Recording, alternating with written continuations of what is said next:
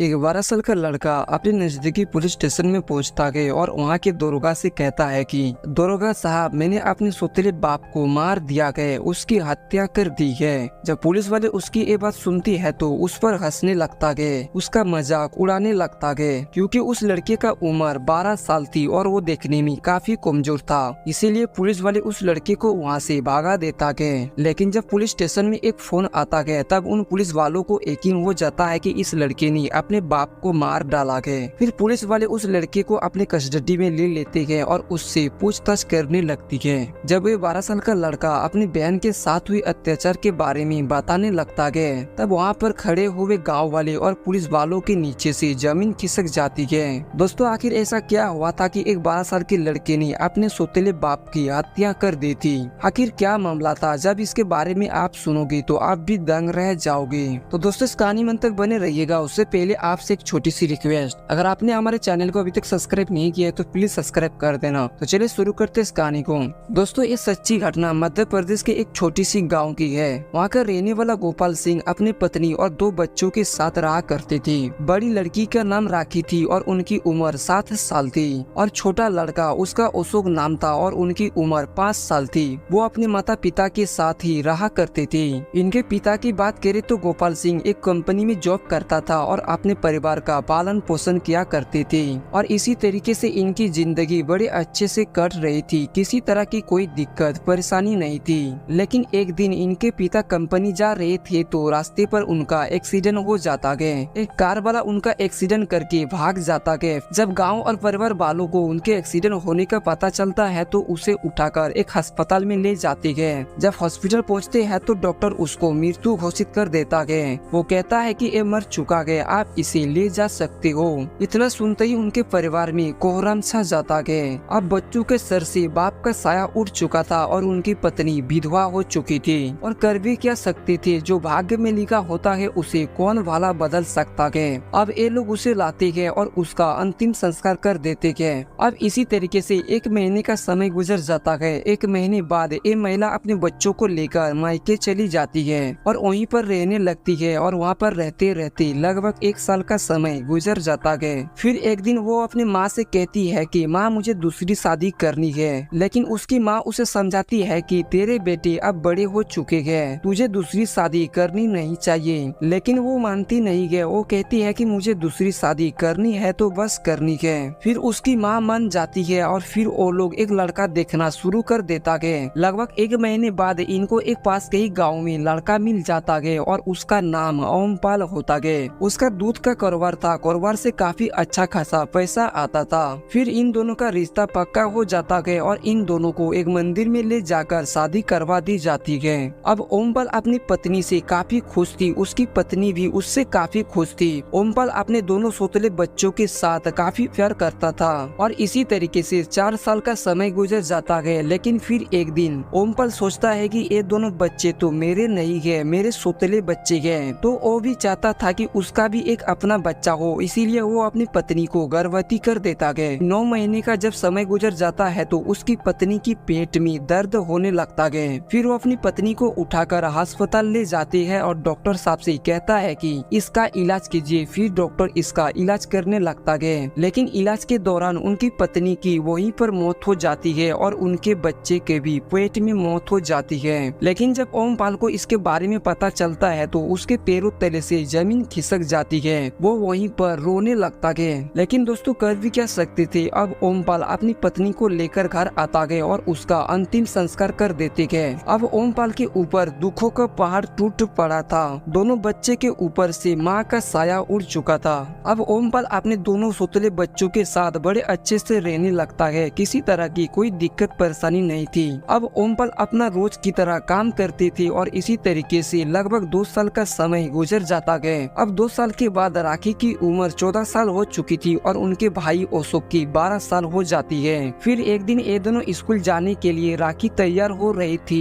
वो एक कमरे में कपड़े बदल रही थी तो दूर बेटा ओमपाल जब उसे देखता है तो उसे देखते ही दंग रह जाता है। उसके शरीर में वासना दौड़ने लगती है। फिर वो अपने दिमाग में एक खौफनाक प्लान बना लेता है। वो सोचता है कि वो राखी के साथ कुछ गलत काम करेगा। उसके बाद शाम होते हैं। शाम को तीनों एक साथ बैठकर खाना खाते जाती है। खाना खाने के बाद अशोक अपने कमरे में जाकर सो जाता है। उसके बाद ओमपाल राखी से कहता है कि तुम 2 कप चाय बना लो, मुझे चाय पीनी है और तुम भी 1 कप पी लेना। फिर राखी किचन में जाती है और 2 कप चाय बनाकर लाती है। फिर ओमपाल राखी से कहता है कि मुझे प्यास लगी है, थोड़ा पानी लाकर दो। फिर से राखी किचन में पानी लाने के लिए चली जाती है। राखी वहाँ से जाने के बाद ओमपाल अपनी जेब से एक टेबलेट निकलता है और राखी के चाय में मिला देता है। फिर राखी आके वो अपनी चाय पीने लगती है।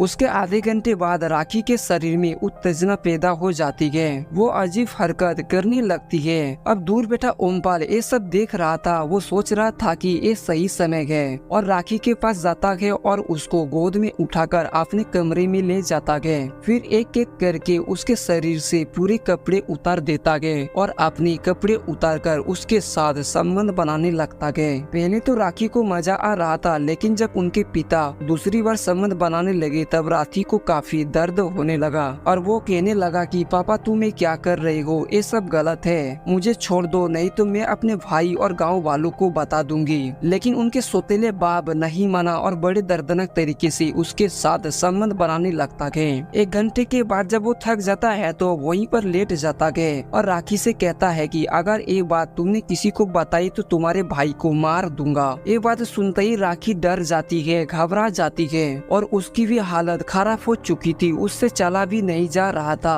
अब वो अपने भाई के पास जाकर सो जाती है। फिर सुबह होती है तो राखी अपने भाई अशोक से कहती है कि मैं स्कूल नहीं जा सकती हूँ, मेरी तबीयत खराब है। फिर अशोक कहता है कि ठीक है, अगर तुम नहीं जाना चाहते हो तो मत जाओ, मैं चला जाता हूँ। फिर अशोक स्कूल चला जाता है। अब इसी तरीके से ओमपाल अपनी सौतेली बेटी राखी के साथ लगातार शारीरिक संबंध बनाने लगता है। लगभग 7 दिनों तक इसी तरीके से ओमपाल अपनी बेटी के साथ संबंध बनाता है और राखी की हालत दिन व दिन खराब होने लगी थी। वो ना ही स्कूल जाती थी और ना ही वो किसी से बात करती थी, चुपचाप एक कमरे में बैठी रहती थी। ये देखकर अशोक एक दिन राखी से पूछने लगता है कि तुम ना ही स्कूल जाती हो और ना ही किसी से बात करती हो, अगर किसी तरह की परेशानी है तो मुझे बताओ। फिर राखी अपने भाई को रोते हुए पूरी कहानी बताती है। वो कहती है कि हमारा सौतेला बाप मेरे साथ रोज रात को बहुत गलत काम करता है, मुझसे चला भी नहीं जाता है, मेरे हालत बहुत खराब हो जाती है। जब अशोक उसकी ये बात सुनता है तो वो दंग रह जाता है और अपनी बहन से कहता है कि बहन अब तक जो उसने तुम्हारे साथ किया तो कर लिया, आज के बाद वो तुम्हारे साथ कुछ भी गलत नहीं करेगा। उसके बाद रात होते है, राखी को वो अपने पास सुला लेता है और खुद भी सोने का नाटक करने लगता है। फिर रात के 11 बजे अशोक किचन में जाता है और एक चाकू लेता है और ओमपाल के कमरे में चला जाता है और उसके सीने पर बैठकर लगातार उसकी गर्दन पर ताबड़तोड़ हमला करने लगता है। थोड़ी देर बाद ओमपाल की बिस्तर पर ही मौत हो जाती है और अशोक अपने कमरे में आकर सो जाता है। जब सुबह होती है तो अशोक सुबह ही अपने नजदीकी पुलिस स्टेशन में पहुंच जाता है और वहाँ के दरोगा से कहता है कि दरोगा साहब, मैंने अपने सौतेले बाप को मार दिया है।